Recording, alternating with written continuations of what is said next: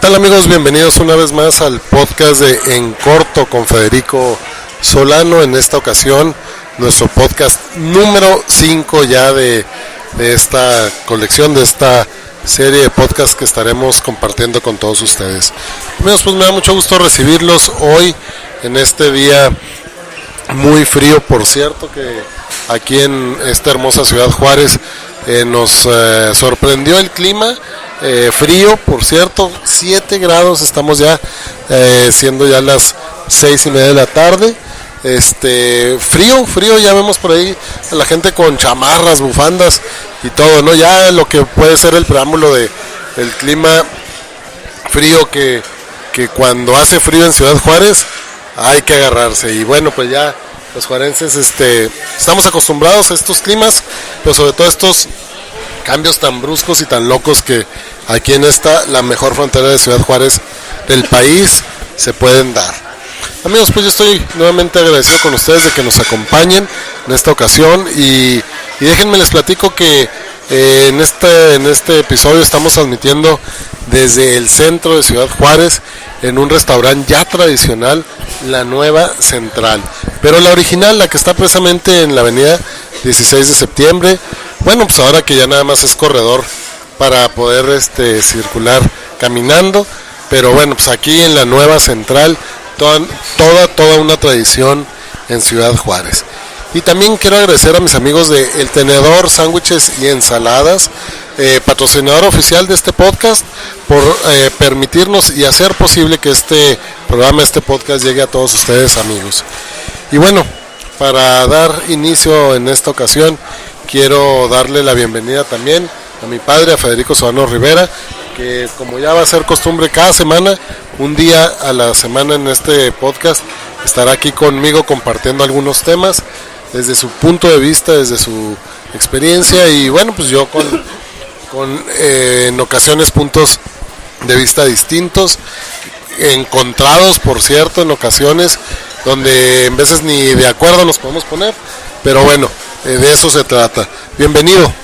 Muchas gracias, hijo, muy amable por esta oportunidad. Pues vamos a ver este tema que me vas a presentar ahora, que lo desconozco, ¿verdad? A ver, sí, no digo, desconozco de qué me vas a preguntar, pero aquí estamos para servirte. Pues bueno, pues más que preguntarte, yo creo que vale la pena analizar este tema, esta noticia que el día de hoy tenemos en los medios nacionales, pero que también ya el equipo de Andrés Manuel López Obrador finalmente sale a anunciarnos a todos los mexicanos la encuesta que van a hacer, o la consulta que se va a hacer para el aeropuerto de la Ciudad de México. Esta consulta que se vino señalando, se vino pues cantando y diciendo tanto desde la campaña del mismo Andrés Manuel. Y bueno, pues ya una vez que ganó, se le ha dado por ahí ciertos matices, porque hay que recordar, amigos, que este aeropuerto, el nuevo aeropuerto de la Ciudad de México, que por cierto está siendo construido en Texcoco, ha tenido pero mucha oposición, ha tenido muchos encontronazos entre la clase política y la clase empresarial, pero sobre todo por el presidente electo, ¿no? Lo anunció, estuvo por ahí en varias ocasiones manifestando gran cantidad de actos de corrupción que ahí se daban. Sin embargo, al momento de que ya es electo presidente de todos nosotros, de todos los mexicanos, pues como que empieza a revirar, ¿no? Como que esa máquina que iba pero acelerada se frena y empieza a hacer ahí algunos movimientos que pareciera que pues eran puras ocurrencias, ¿no? Que lo iban a parar, que nos iba a construir, que se iba a hacer el de Santa Lucía en una base militar, que todos los contratos se iban a revisar. Después por ahí dijo así tal cual que si Carlos Slim, uno de los principales inversionistas en este aeropuerto, pues que lo hiciera con su dinero.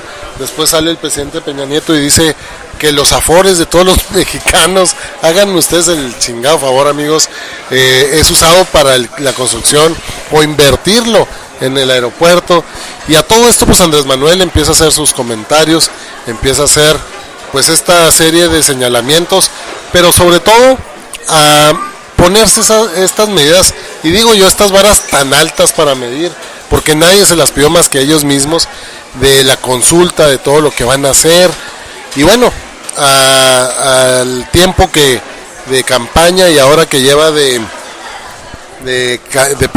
presidente electo, pues vemos cómo el lenguaje ha cambiado, cómo la fuerza de estos comentarios han cambiado, lo referente a esta consulta ha cambiado, pareciera, como lo dicen los chavos, ya le bajó de estos, ¿no? Porque pues ya se dio cuenta, se hicieron consultas de distintos tipos, no sé si sepas, colegios de ingenieros, universidades, expertos, y la verdad que todo el mundo, lejos de él haber encontrado ese apoyo que él buscaba, que le dijeran que no era viable, pues todo el mundo le dice lo contrario, que sí es viable, que sí es necesario, que sí está en las condiciones que se requiere y que requiere el país, pero también por ahí los empresarios le dicen que pues ahí hay dinerito ya invertido y que a ver cómo le haría para devolverlo. Y bueno, es cuando vemos que Andrés Manuel empieza a bajarle, empieza a irse más despacio. Y bueno, pues hoy lo anuncian, ya sale las preguntas que ahorita vamos a platicar, si me permites, de estas preguntas que se van a hacer en la consulta. ¿Qué te mereces o qué opinión te merece, digo, este preámbulo que hago de pues este señalamiento que se hace, ¿no? Del aeropuerto, del nuevo aeropuerto y de más que nada de estas acciones que Andrés Manuel y su equipo ya de trabajo empiezan a tener en cuanto al aeropuerto? Bueno, mira, mijo, como tú dijiste al principio, tienes tus verdades y tienes tus no verdades también. Mira, prácticamente estamos hablando de la consulta que el señor presidente electo está haciendo. Yo quiero decirte... Lo que pretende hacer. Bueno, yo quiero decirte a ti que hay un plan nacional de desarrollo. Todos los gobiernos lo tienen que hacer al inicio de su gestión. Hay un plan estatal de desarrollo y hay un plan municipal de desarrollo. Todo esto está contemplado en la ley porque es una obligación. Ahora la ley establece que la sociedad en su conjunto debe ser copartícipe de las decisiones del Estado, del gobierno. Entonces ahí se justifica, para mi concepto, las consultas que está haciendo el señor presidente, porque está dando cumplimiento a la ley de consultar a los ciudadanos para la toma de decisiones. No es que justifique su voluntad o su programa de hacer un aeropuerto, sino que está él sustentando la decisión final en cumplimiento a una ley, en cumplimiento a un mandato, que se debe hacer consultas a la sociedad para que éste aporte ideas, como se hizo en el gobierno del estado con el gobernador Javier Corral, como lo está tratando de hacer el presidente municipal Armando Cavada también, de convocar a la sociedad para establecer el plan municipal de desarrollo. Y yo creo que está bien porque mira, generalmente el plan de desarrollo normalmente se descansa sobre 5 ejes principales, que son la educación, porque la educación es la base del progreso de un país. Claro. Entre más personas tengamos con conocimientos técnicos, científicos y educación general, profesionistas y demás, pues podemos tener un país en desarrollo, ¿verdad? Porque esto va a dar crecimiento. Luego tenemos el otro eje, que es el sector salud, que es indispensable, ¿verdad?, para el pueblo de cualquier nación. En nuestro país pues tenemos el Seguro Social, el ISSSTE, pensiones civiles, tenemos los hospitales generales y etcétera, que son los que dan sustento en ese plan de desarrollo, y donde también es necesaria la consulta para normar políticas públicas adecuadas y que sean sustentables. Luego viene el tema importantísimo, que es la seguridad pública, porque la seguridad pública nos trae tranquilidad a los ciudadanos, pero aparte de eso trae inversión. incentiva, motiva, invita a la inversión para que esa inversión genere renta, genere ingreso al país, al estado o al municipio. Y luego tiene la seguridad del inversionista, porque pues eso es lo que frena muchas veces el desarrollo, que el inversionista o el del capital no lo invierte porque no hay seguridad, va a una incertidumbre.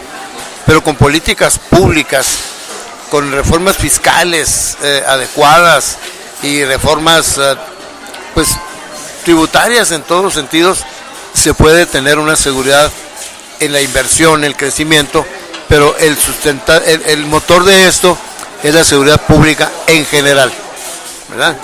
Luego tenemos el de desarrollo social, donde ahí en el bloque de desarrollo social pues están las políticas públicas encaminadas, por ejemplo, al bienestar, a la habitación, a los derechos humanos, que está de moda últimamente, ¿verdad? De acuerdo a la reforma del artículo 1 constitucional y los tratados internacionales de los que México es parte. Entonces, el desarrollo social se va a sustentar precisamente en esos principios, o en esos subtemas, para que vea que realmente sea un desarrollo, pero un desarrollo sustentable. Esto quiere decir que debe ser un desarrollo que tenga repercusiones a largo plazo. Y luego viene el último de los temas, de los bloques que yo considero importantes, es el bloque de la economía, ¿verdad? La economía es un conjunto que incluye la macroeconomía y la microeconomía. Las importaciones, las exportaciones, los ingresos, el Producto Nacional Bruto, el neto, las transferencias del exterior, el ingreso real disponible, que esto viene a repercutir precisamente en el último de los casos, en la capacidad de compra del ciudadano. Por eso las políticas públicas en materia de economía deben ser también políticas públicas encaminadas al crecimiento, al desarrollo, pero sustentado. El desarrollo sustentado quiere decir que el crecimiento se distribuya en todos los sectores para que haya un crecimiento equitativo, proporcional, y que no se focalice ese desarrollo en ciertos grupos de poder. Entonces, concluyendo esos temas que yo te he mencionado del plan de desarrollo, creo que sí tiene razón el señor presidente, como sí la tiene el señor gobernador del estado, como sí la tiene el señor presidente municipal Armando Cavada Juárez, porque están cumpliendo con un mandato legal de consultar al pueblo para que se enriquezcan los programas y las acciones de gobierno. Bueno, en ese sentido estoy de acuerdo contigo. Si el hecho es cumplir con la ley, pues definitivamente mientras y siempre y cuando esta se cumpla, pues está bien. Pero mira, aquí el problema es, y lo hemos venido viendo en algunos aspectos de este próximo gobierno, ellos solo se han puesto estas medidas tan altas, esta vara para medir tan alta, ¿no?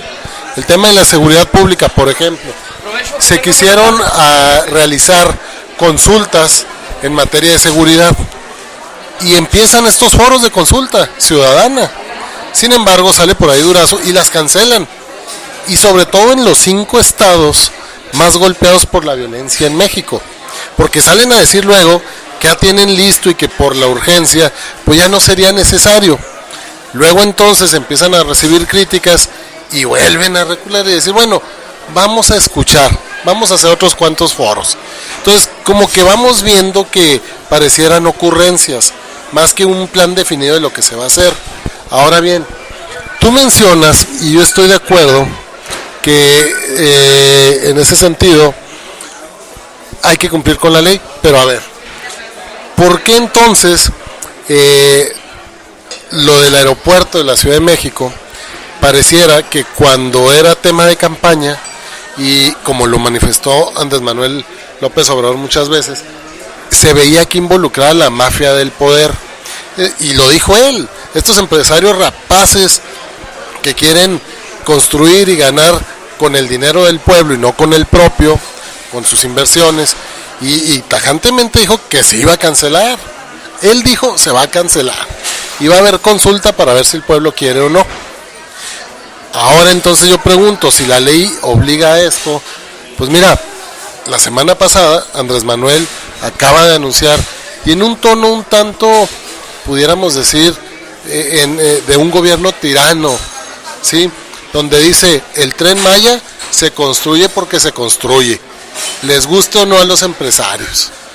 Y buscando Andrés Manuel que el Tren Maya pues traiga capital extranjero. Y lo dijo, lo van a licitar para que empresas extranjeras, sobre todo de China, vengan a participar en la licitación. Entonces, pues pareciera aquí, son dos contrastes, ¿no? Cumplo con la ley con el aeropuerto, pero porque ya está en marcha. Y porque quienes lo están llevando a cabo, pues son los que estaban antes, a los que él tantas veces llamó la mafia del poder. Pero luego entonces, un proyecto que él pues ha manifestado también en campaña, y que por cierto el gobernador de Quintana Roo ya dijo que ese tren, para que fuera viable, que la única ruta viable que puede ser es la que es de Tulum a Cancún, por la gran afluencia de turismo, que la demás ruta de este tren pues que no sería tan viable. Sin embargo, pues sale Andrés Manuel a decir, ante todos los pronósticos, que el Tren Maya se hace porque se hace. Entonces aquí tenemos como que en donde él quiere sí, donde él quiere no. Donde él quiere sí aplicamos la ley de consulta, y donde no quiere no. Porque yo no he escuchado que se hable o se diga que para la construcción de este Tren Maya se va a hacer consulta. Entonces, pues ¿ante qué estamos? Ante lo que yo diga, ahí sí. Ante lo que yo voy a hacer, ahí sí, no requiero consultar. Pero si alguien más lo hace, y aquí se me viene pues esta imagen, ¿no? Como es un nuevo gobierno y será este el que va a iniciar, pues entonces sí, no hay problema. Estaríamos casi hablando de que el país se va a reinventar cada vez que llegue un gobernante, ¿no? Ahora llego yo y pues yo soy el amo y señor, y lo que yo diga eso es. Y aquí pareciera que esto está sucediendo con esta consulta. Ahora, para mí lo preocupante no es este autoritarismo con el que luego podemos o pudiera percibirse Andrés Manuel López Obrador. Y fíjate, todavía no entra en funciones. A mí lo que me preocupa es, y te lo pregunto, ¿qué sabes tú de aeronáutica? ¿Qué sabes tú si hasta el día de hoy ni el propio equipo de Andrés Manuel ha podido entregarle al pueblo de México un estudio sustentado en datos técnicos, científicos, académicos, de la viabilidad del aeropuerto que se pretende que sea en Santa Lucía? Pero por otro lado, tampoco hemos tenido, el pueblo de México, en nuestras manos los datos para determinar si el que se está construyendo actualmente es viable o no. Sin embargo, el mismo Spiro, el que será secretario de Comunicaciones y Transportes, junto con su equipo y Andrés Manuel, pues pidieron el apoyo de ingenieros, pidieron el apoyo de colegios de ingenieros, de universidades, de instituciones dedicadas a esto, y pues todo el mundo ha dicho que sí es viable. Nadie les ha dicho, oigan, no es cierto, efectivamente están en lo correcto, no es un proyecto viable, el viable es el de ustedes. Al contrario, por ahí ha habido estudios ya que dicen que sería difícil tener un aeropuerto en Santa Lucía, y que esto interferiría con el actual aeropuerto. O sea, a lo que yo me refiero es que ¿en base a qué nos pueden consultar? ¿En base a las ocurrencias de Andrés Manuel? ¿En base a sus deseos? Porque mira, te voy a leer las dos preguntas que salen hoy, que serán las que van a estar en la boleta.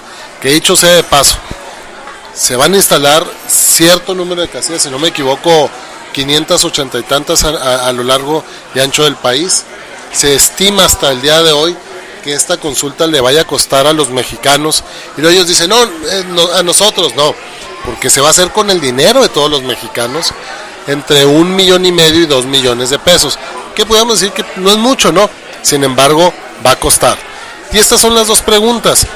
Dice, reacondicionar el actual aeropuerto de la Ciudad de México y Toluca y construir 2 pistas en la base aérea de Santa Lucía. Y la otra es, la siguiente opción es continuar con la construcción del nuevo aeropuerto de Texcoco y dejar de usar el actual aeropuerto internacional de la Ciudad de México. O sea, 2 preguntas que casi dicen lo que diga Andrés Manuel, lo que quiera Andrés Manuel, y por último, lo que va a hacer Andrés Manuel.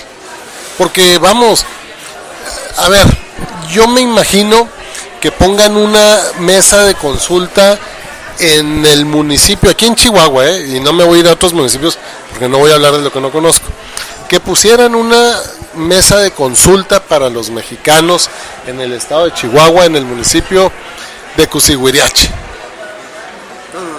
Bueno, pues bueno, es para todos los mexicanos. Sí. Entonces, ¿qué vas a ver una persona que jamás inclusive ha estado en el aeropuerto? Es más, me ha tocado estar en el aeropuerto internacional de México, en la terminal 1, en la terminal 2, y como usuario yo te digo, pues yo veo que los aviones llegan, despegan. Una sola vez he tenido un retraso en un vuelo. Aeropuertos preciosos, te paseas, tiendas, restaurantes, y a primera impresión dices, pues ¿cuál problema? Sí, entonces suena medio raro esto, ¿no? Te digo, la consulta, para unas cosas sí, para otras no, las 2 preguntas, ¿qué va a pasar para alguien que jamás ha estado allí? ¿O va a ser nada más para los mexicanos que sí conocen el aeropuerto? ¿En qué me puedo basar yo y decir que se haga, que no se haga? Mira, mijo, nosotros los mexicanos tenemos dentro del gobierno, el sistema de gobierno, lo que le llamamos micro y macroeconomía. Yo considero que el señor presidente, independientemente de que está haciendo lo adecuado en el santo de la consulta, aquí pudiéramos nosotros enfocar probablemente los ejes de la consulta en dos rubros. Un aspecto macroeconómico y uno microeconómico. Porque definitivamente la creación del aeropuerto internacional de la Ciudad de México, el nuevo, sería un detonante, un polo de desarrollo. Viéndolo a nivel, vamos a decir, microeconómico.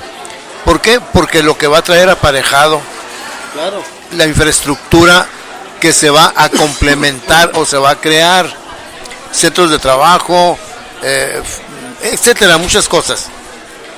Y por el otro lado, en la macroeconomía, las divisas por el turismo, tráfico aéreo, mercaderías, comercio internacional, etcétera, etcétera.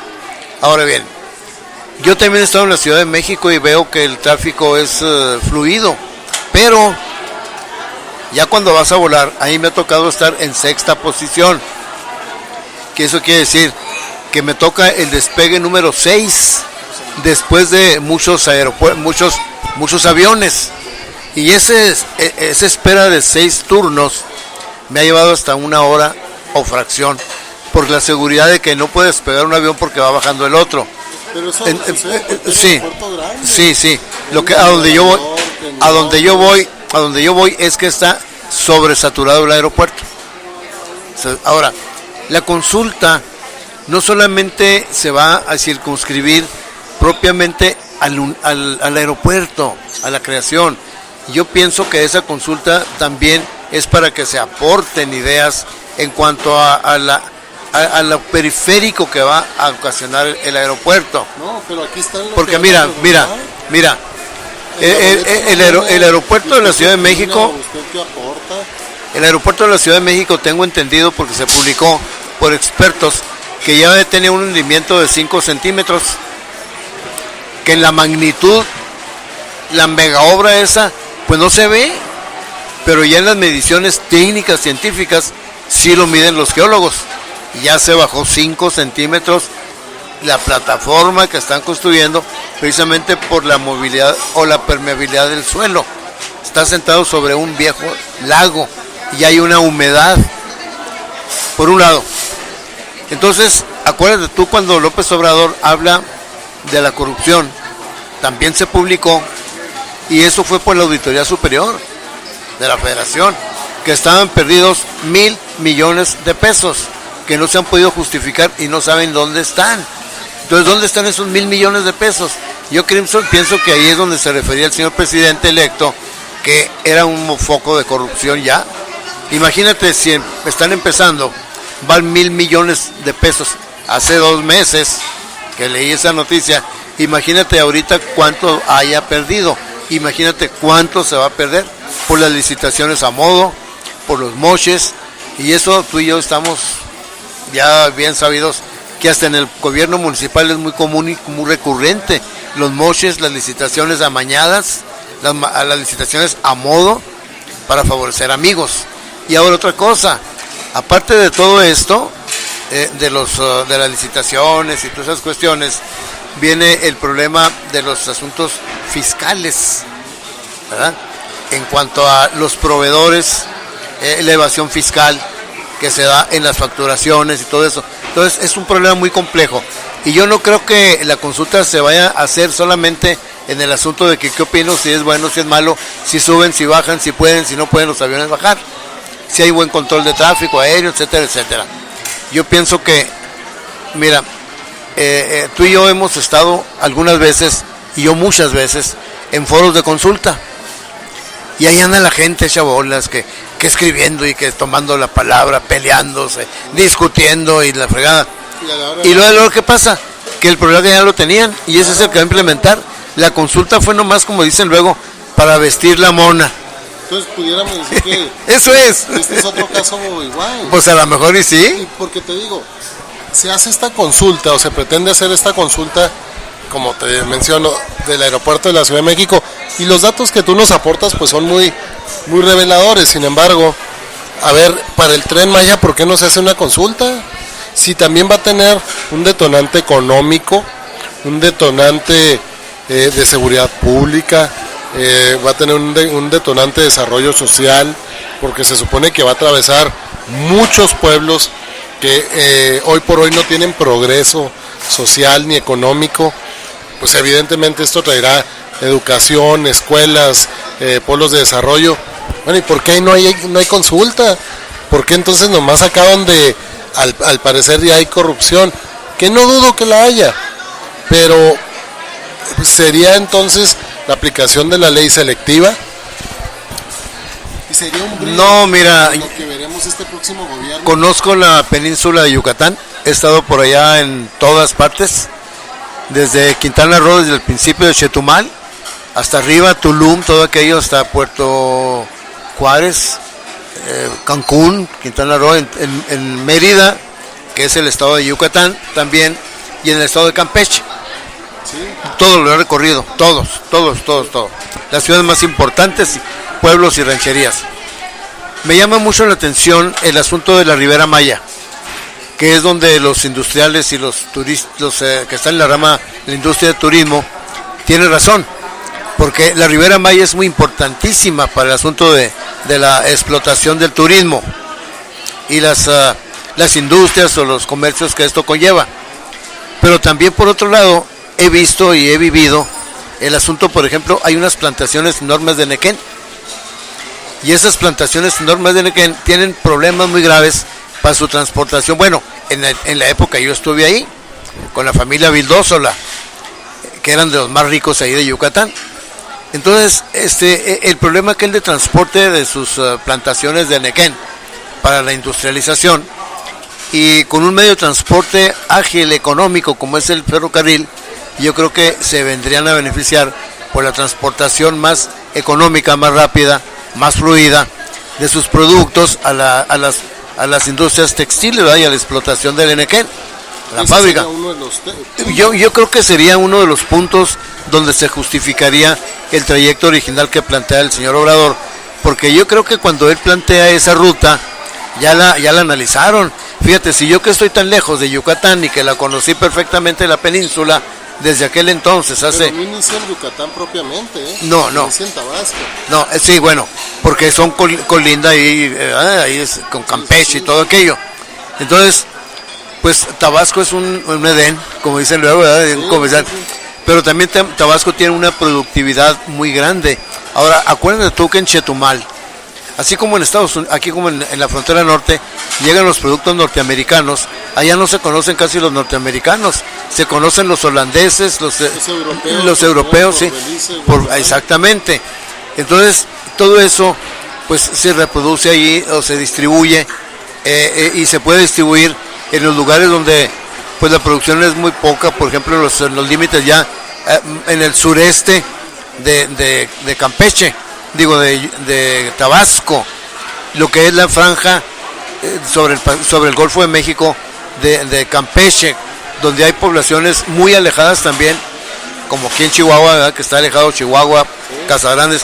Entonces el tren facilitaría el transporte de mercancías y suministro de bienes y servicios. Yo estoy de acuerdo contigo, como te digo, es un proyecto que plantea y puede plantear desarrollo social, economía, que se tendrá que tratar el tema de seguridad pública, pues porque obviamente van a circular por ahí bienes, que déjame te digo un dato interesante, en el estado de Veracruz, hoy por hoy, es el estado donde el 93% de robo a trenes se da, en el estado de Veracruz.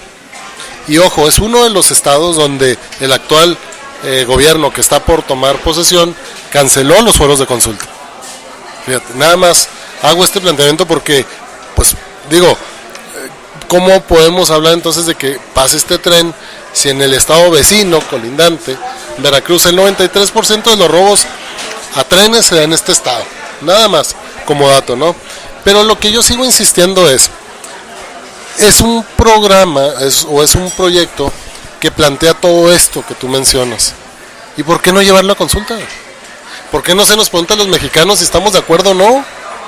¿Por qué no se nos consulta para ver si así como se puede hacer un tren Maya, pues se puede hacer un tren del norte? Si se pudiera hacer el trayecto fronterizo en la República. O sea, mi cuestionamiento es no tanto los beneficios que puedan traer estos proyectos, es por qué en unos sí y en otros no. Será un gobierno donde estemos viendo en cada proyecto de esta envergadura consultas ciudadanas para ver si estamos de acuerdo o no. Y bueno, te vuelvo a decir, en la consulta que se piensa hacer, en la boleta que ya hoy salió en los medios y que es la que se utilizará, no viene en ningún lado que la ciudadanía que vaya a participar emita una opinión o bien recomendaciones para este proyecto, que aunque las hubiera, como tú lo dijiste, ¿no? Ya deben de tener su proyecto, hombre. Es una consulta que más bien debería decir lo que piensa Andrés Manuel, lo que quiere Andrés Manuel y lo que va a hacer Andrés Manuel. Bueno, mira, ahorita son proyectos.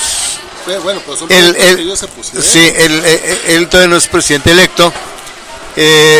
Yo considero que el proyecto del aeropuerto internacional, nuevo aeropuerto de la Ciudad de México, es un proyecto de envergadura y de resonancia nacional e internacional. Sin embargo, el proyecto del tren es un proyecto regional. No. Sí. Permíteme. Andrés Manuel acaba de decir la semana pasada, se va a hacer sí o no, sí o no con el empresariado mexicano, porque la propuesta es hacer esta convocatoria, licitarlo para que compañías extranjeras vengan a participar, o sea, si es internacional. Bueno, el financiamiento, el recurso, pero el programa propiamente y el desarrollo y todo es regional. Es un programa regional con financiamiento probablemente externo. Ahora, pues vamos dándole el beneficio de la duda al señor presidente. A lo mejor él, cuando ya vayan a implementar el proyecto en sí, hará también un foro de consulta, porque acuérdate lo que te dije al principio, en el Plan Nacional de Desarrollo está establecido que los proyectos de gobierno, sobre todo los de gran envergadura, tienen forzosamente que ser participativa la sociedad en opinar a fuerza, aunque sea para vestir la mona, como dijimos también, pero tiene que cumplirse con ese requisito. Vamos dándole la duda al señor presidente, hombre, y ojalá y que todo salga bien. Fíjate, yo acabo de escuchar en los medios, leer en los medios y escuchar también en la televisión, que estamos ante un hecho inédito, como fue el asunto electoral. tenemos un presidente que ahorita goza, la gente tiene miedo, pero también, aparte también de ese miedo, tiene expectativas muy buenas y muy altas. Entonces se combina los dos, el miedo de unos y las expectativas de otros. Pues te decía, vamos dándole la duda al señor presidente. Y eso sí, yo no estoy de acuerdo con el asunto de la inversión extranjera, porque cuando se hace la inversión extranjera, mijo, se hipoteca el destino de la nación. Y lo estamos viendo en la educación, en la energía, en la reforma hacendaria, que está hipotecado el país en muchos rubros. Y eso vulnera nuestra soberanía y nuestra seguridad como nación. Por eso yo siempre he dicho, cuando este país estaba gobernado por hombres y mujeres egresados de nuestras universidades mexicanas, la UNAM, la de Toluca, etcétera, etcétera, era otro el rumbo de esta nación. El dólar tenía una paridad fija, por ejemplo, con el señor Ortiz Mena. Cuando empezaron a venir los tecnócratas estudiados y egresados de las universidades norteamericanas, empezó el declive de esta nación. Y ahorita los conflictos que tenemos han sido derivados precisamente de esas políticas que nos han venido a implementar. Ahorita, por ejemplo, el gobierno tiene cinturones porque no puede actuar si el Fondo Monetario Internacional, si el Banco Mundial, si México no cumple con los requisitos que ponen para el financiamiento externo, cuando nosotros somos un país autosuficiente en muchas cosas, muchos productos, muchos bienes, la industria mexicana, por ejemplo el campo mexicano, cuando Echeverría, que era la John Deere y la Ferguson, el señor empezó a traer tractores de Polonia, de Checoslovaquia, que suplían a los John Deere, todos esos norteamericanos. ¿Y qué pasó? El Banco Mundial, el Banco de Desarrollo, empezaron a hacer políticas, a trastocar la política mexicana, y tuvo que venir la devaluación porque afectaba intereses de los norteamericanos. Entonces yo creo que en la medida que nosotros hagamos las inversiones con dinero propio, pues se fortalece la economía nacional y no se hipoteca el destino de esta nación. Pues estoy de acuerdo contigo en ese punto. Sin embargo, yo sigo insistiendo, ¿no? Y lo he venido repitiendo en este podcast y lo he escuchado también ya en varios analistas políticos a nivel nacional y local. Yo creo que Andrés Manuel López Obrador y su equipo empiezan con un desgaste, sin necesidad de ello, pero un desgaste tan fuerte, donde han creado estas expectativas tan altas, donde ellos mismos han puesto estas medidas tan altas que luego pareciera que no les alcanza, y cuando ya no les alcanza tienen que decir, bueno, siempre no, bueno, siempre sí, salir a dar estos vuelcos pues pareciera de gente inexperta, cuando tiene un equipo y gente que ha participado en la política. Golpes de timón, exactamente. Y que yo creo que no había necesidad que Andrés Manuel López Obrador tuviera o hubiera prometido tanto en tan poco tiempo. Vamos, hay tantas expectativas como tú lo dices, pero sigue habiendo miedo, porque a final de cuentas, mira, se dijo, una de las principales expectativas que a los mexicanos se nos vendió fue este principio de austeridad republicana, y que va a haber, y que los sueldos, y que fue, y que vino, y que todos. Ya hay controversias con la Suprema Corte, y por ahí les van a querer sacar por el lado del nepotismo que hay, de que la hija de los ministros, 2 ministros tienen a sus hijas en la Suprema Corte, una es dentista y ni siquiera va a trabajar, y por ahí les van a querer sacar para poderlos apretar. Sin embargo, pues va a haber estas controversias muy fuertes. Otra que vamos a ver es la de los delegados que se van a nombrar en cada estado, que rompe el pacto federal, hombre. Número 3, y fíjate, esta austeridad republicana se suponía que era para todos. Andrés, espérame. No. La austeridad republicana es para todos, menos para los diputados y los senadores. Hay que aclarar. No. Esa fue la promesa de campaña, tanto del presidente como los diputados. Acabo de estar con Marisela Sáenz, me lo dijo, quiso hablar de la austeridad, pero cuando le apreté, le oye, pues te vas a llevar 75,000 pesos nomás para tu chicle, sin tener que comprobar, ya no supo qué decir. Me lo acaba de decir Claudia Lastra, diputada federal, la austeridad es para unos, para otros no. El Congreso Federal, la Cámara de Diputados, elimina 10 comisiones y cuando se dan cuenta la cantidad de dinero que se va a perder por las 10 comisiones, a los 2 días crean 15 comisiones, o sea, 5 más de las que habían cancelado.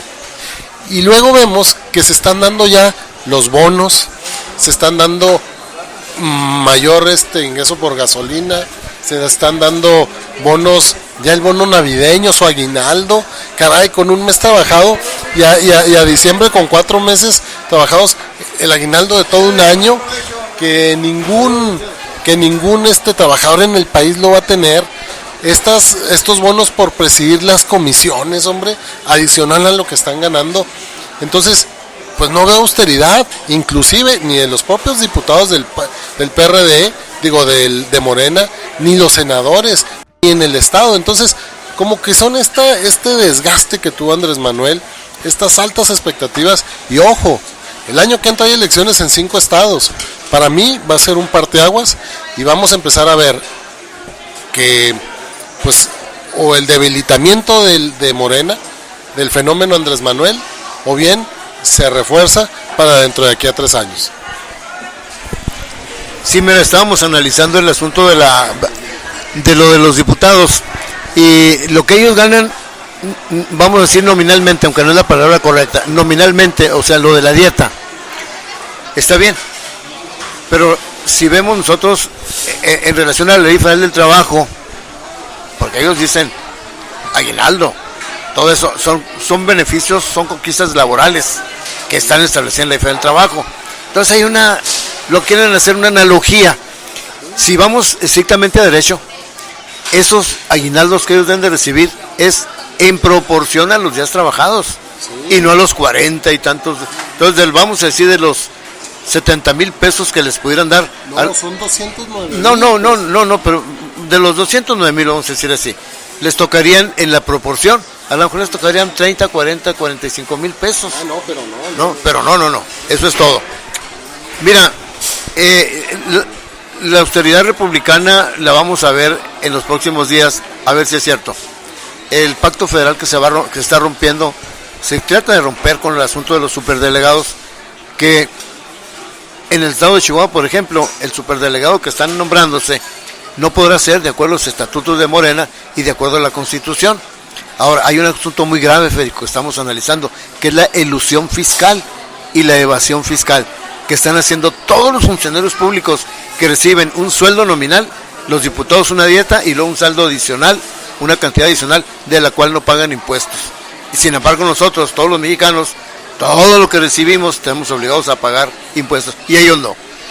Pues bueno, amigos, pues un tema interesante, una plática y una charla interesante. Gracias, te agradezco que me hayas acompañado en esta ocasión. Sí, mijo, muchas gracias, y al público que te escucha, y me he dado cuenta que es muchísima gente que te está leyendo. Pues bueno, así es, y con mucho gusto lo hacemos.